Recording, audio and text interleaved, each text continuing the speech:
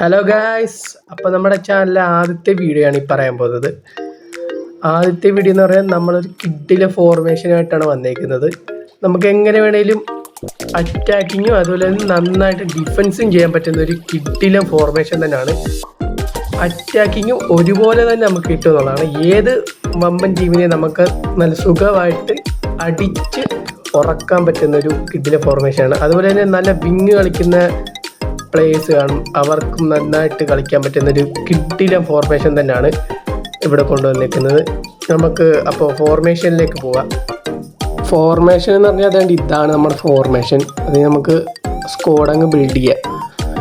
First തന്നെ നമ്മൾ ഗോളിയാണ് select ചെയ്യുന്നത്. ഗോളി നമ്മൾ സെലക്ട് ചെയ്യുമ്പോൾ എപ്പോഴും അറ്റാക്കിങ്ങോ ഇടാവും. അറ്റാക്കിങ്ങോ ഡിഫെൻസോ നിങ്ങൾക്ക് ഇഷ്ടമുള്ള ഏത് ഗോളിയാണ് ഉപയോഗിക്കുക. ഞാൻ ഇവിടെ അറ്റാക്കിങ് ഗോൾ കീപ്പറിനെ തന്നെയാണ് ഉപയോഗിക്കുന്നത്. കാസിലസിനെ തന്നെ ആണ് ഞാൻ ഉപയോഗിക്കുന്നത്.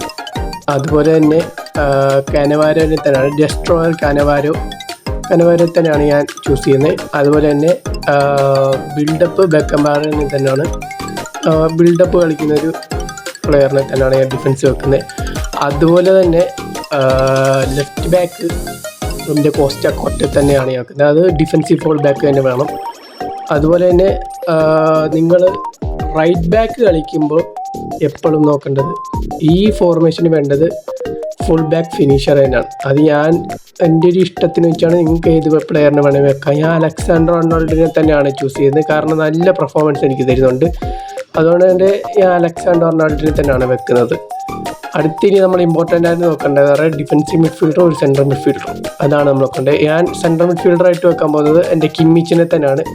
നല്ല കിഡിലും പെർഫോമൻസ് എടുത്ത ഒരു കാർഡ് തന്നെയാണിത്. ഇതുണ്ടെങ്കിൽ നിങ്ങൾ മസ്റ്റായിട്ടും വെച്ചൊന്ന് കളിപ്പിച്ച് നോക്കുക. നല്ല പെർഫോമൻസ് കിട്ടുന്ന ഒരു സാധനമാണ്. നെറ്റിയെല്ലാം സീനായതുകൊണ്ടാണിത്. അപ്പോൾ നമ്മൾ കിമ്മിച്ച് നല്ലൊരു കിഡിലും കാർഡ് തന്നെയാണ്.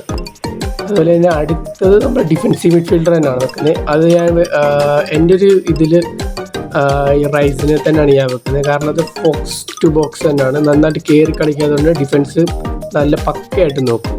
അതുകൊണ്ട് ഞാൻ റൈസിനെ തന്നെയാണ് വെക്കാൻ ഉദ്ദേശിക്കുന്നത്, വേറെ ആരും വെക്കുന്നില്ല. അതുപോലെ തന്നെ നമ്മളിതിൻ്റെ ഈ മെസ്സിയെ തന്നെ വെക്കാൻ നോക്കുക. AMF ക്രിയേറ്റീവ് പ്ലേ മേക്കർ തന്നെ, വേറെ ഒന്നും ചൂസ് ചെയ്യില്ല. ക്രിയേറ്റീവ് പ്ലേ മേക്കർ തന്നെ മെസ്സിയോ നെയ്മറോ ആരെ വേണമെങ്കിലും ചൂസ് ചെയ്യാം.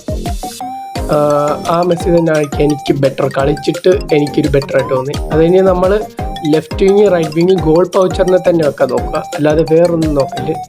ഗോൾ പൗച്ചേഴ്സ് ഞാൻ എംബാപ്പേനെ റൈറ്റ് വിങ്ങിൽ വെക്കുന്നു. അതുതന്നെ CF Fernando Torres goal poacher തന്നെയാണ്. എനിക്ക് അവരെ രണ്ടുപേരെയാണ് നന്നായിട്ട് ചൂസ് ഇഷ്ടപ്പെട്ടത്. പിന്നെ ലെഫ്റ്റ് വിങ് ഞാൻ റൊണാൾഡോനെയും കൂടെയാണ് വെക്കുന്നത് ഗോൾ പൗച്ചർ. ഇതാണ് ഫോർമേഷൻ. അടുത്ത നമുക്ക് ഇൻഡിവിജ്വൽ ഇൻസ്ട്രക്ഷനിലേക്ക് പോകാം.